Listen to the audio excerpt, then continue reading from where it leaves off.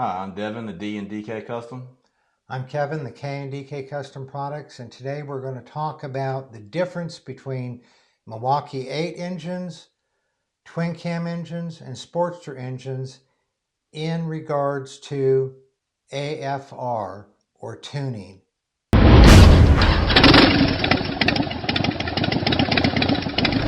So some of our most popular videos that we put out, Devin, are the 3 videos where we've talked that the Milwaukee 8s, the M8s, are not too lean from the factory.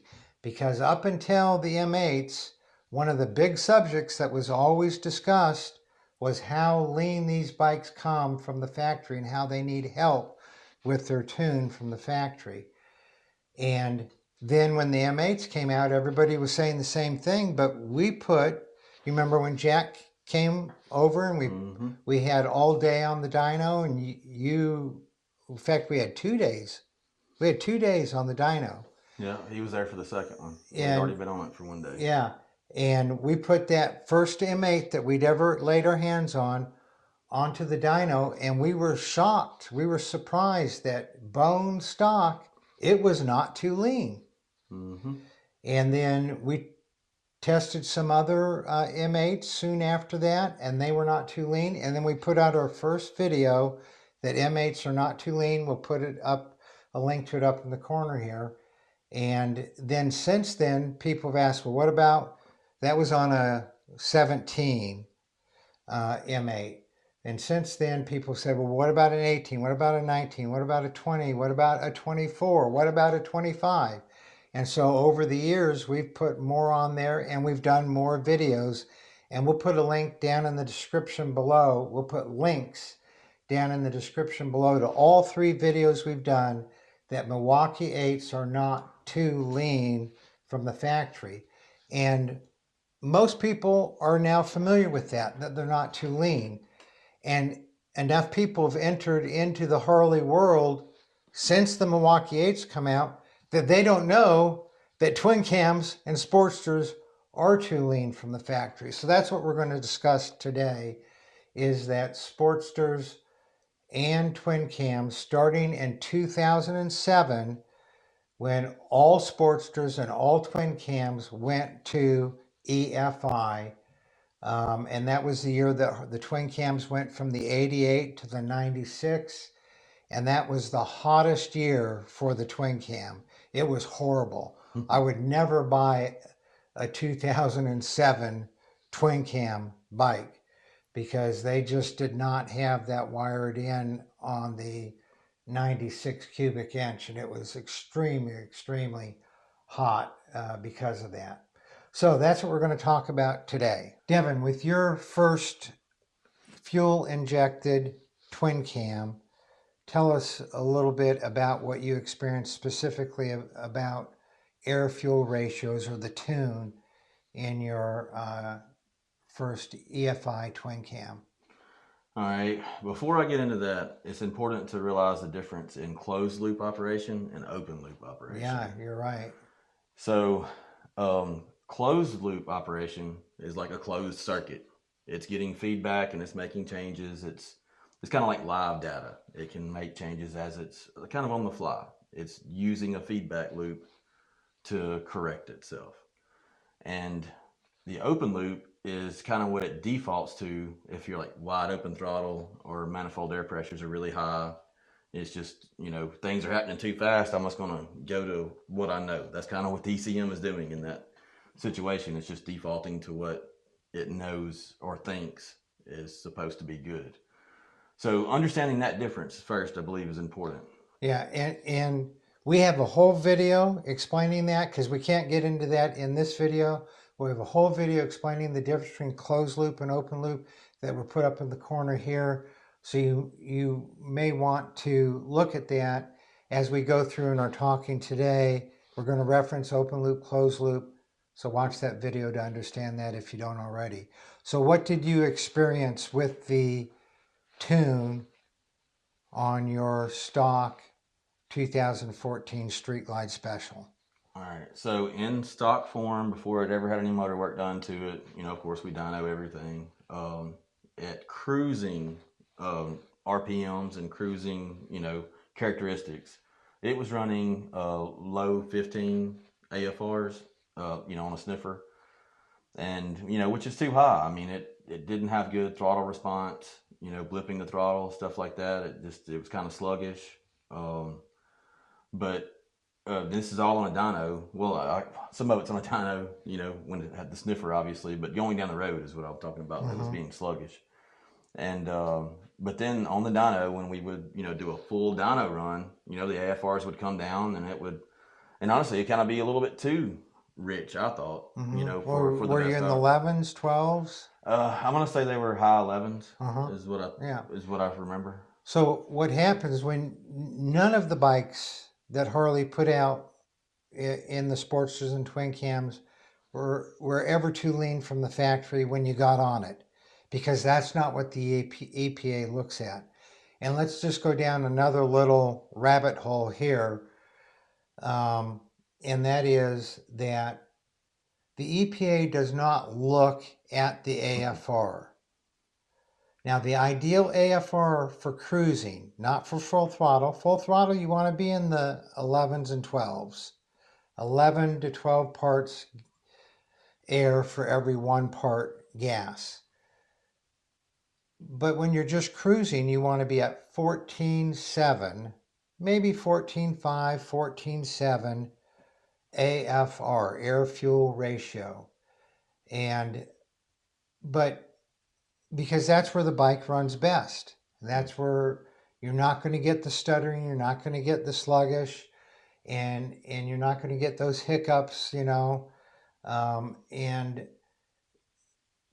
so it's 14.7, and a lot of people, myself included, thought that it was the EPA that was saying, no, you got to be at 15.5 or something like that. EPA doesn't care if you're 15.5, 14.7, 11.5. They are measuring the amount of pollutants coming out the exhaust. And Regardless of AFR. Regardless of AFR. So you can have a great AFR, you can have a bad AFR. They just want to make sure that you're not beyond the threshold where they're not going to approve it, where you don't have too many parts per million of contaminants coming out of the exhaust. And so Harley would do what it had to do to get the pollutants at a level that the EPA would be happy with. And most of the time, that would put the AFR in cruising in the 15, 16s, or even sometimes as high as 17 to 1 AFR, which is just too lean for the good of the bike. It's not going to accelerate well, it's not going to run well, and it's going to run very, very hot. So that's what you experienced on your 14, is that when you get on it, AFRs were fine. Mm-hmm. Maybe even a little rich, but not cruising. Yeah. At wide open throttle, I would say that it was, trying to be safe in that aspect. But, I don't ride at wide open throttle. I ride, cruising down the road. And that's when my bike would try to overheat, at 75 miles per hour, 70, the speed limit. But that's when the heat would build up. Have I ever ridden with you when you've ridden the speed limit? Ever? Yeah. Oh, you don't want to put on video. Okay. So anyway, so that's on the twin cams. Anybody who's ever had a stock Sportster knows they have what's called the Sportster stutter.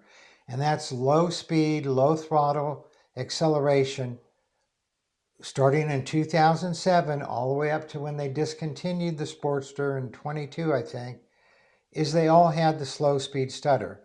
And that's really the reason for the why the XIDs and the VIDs were so popular, both with the twin cams and with the Sportsters, because they're just a little too lean, and you can use those. And if you don't know what an XID or VID is, we'll put a link to a video up here that talks about it, and also a link down in the description below.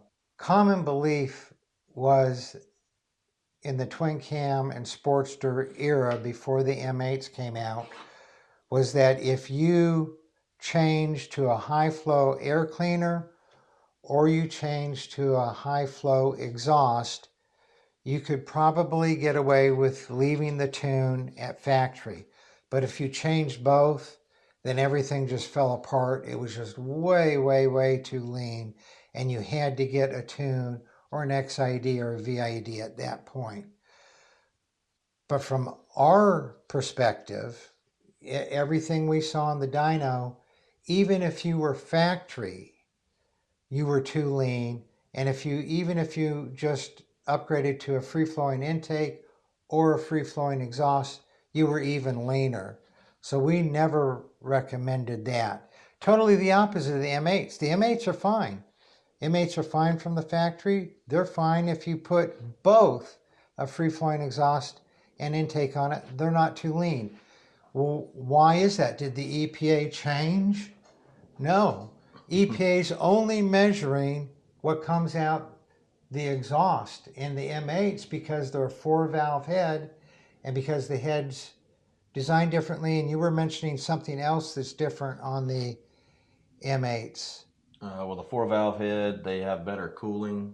And they have more sensitive sensors so that they can make adjustments easier. And I think they have better CATs, better catalytic converters. The ECM and the tune in it is a different strategy, which I think is also helping with that. That's what I mentioned before. Yeah. So the main thing is they're just not putting out the pollutants. Harley's able to get down into the 14s at cruising speed, 14.5, 14.6, 14.8, AFR, bone stock, and it will keep that same ideal AFR even if adding a new intake and air cleaner. That's true of the M8s. It is not true of the twin cams and Sportsters.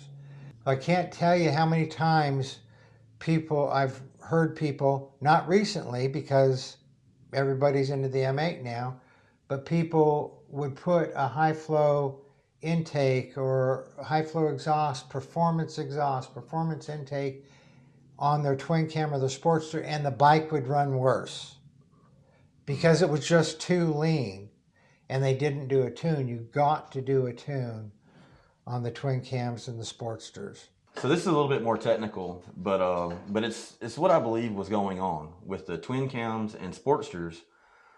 The narrowband oxygen sensors and what they were targeting, their target AFR was at the high range of what that sensor could handle. So then when you go and put an air cleaner on it, it's outside of that range and it doesn't know what to do. It doesn't know if it's above it, below it. It doesn't know what's going on. So it was getting out of that range, and then it couldn't make those long-term fuel trim changes to bring it back down. Where on the M8s, they're able to run more in that middle, in that normal area, even with narrowband sensors. And that's why we're able to, I believe, one of the reasons why we're able to, put air cleaners and exhaust on there and it not go crazy with the extremely lean AFRs, because it's not actually getting out of that range. So it can know, hey, I'm a little high. I need to, in the AFR, I need to make an adjustment and add some more fuel. Yeah. Yeah, you're absolutely right there. So hopefully this video has been useful. M8s do not need a tune, even from the factory, or even if you put a high flow air cleaner or exhaust on there. Twin cams and Sportsters absolutely do need a tune. We have a whole video that we're going to put in the corner here that talk about the different ways that you can richen up the tune on your twin cam or Sportster. And even though they don't need it, the M8s don't need a tune. They'll run a little better. They will run a good bit better, because they have the load, the load-based ECM strategy in them, which after a certain RPM just basically kills power. Yeah. So you can definitely get a benefit from a tuner. So just don't, mix up what we're saying. They don't need it to keep a good AFR. Right. So if you've enjoyed the video, please give it a thumbs up. Don't hesitate to ask any questions by contacting us at our email or phone number or leaving a comment down below. Please subscribe to our channel if you haven't already. We would appreciate it. It helps us out a lot. And don't forget your sunscreen, and y'all ride safe out there.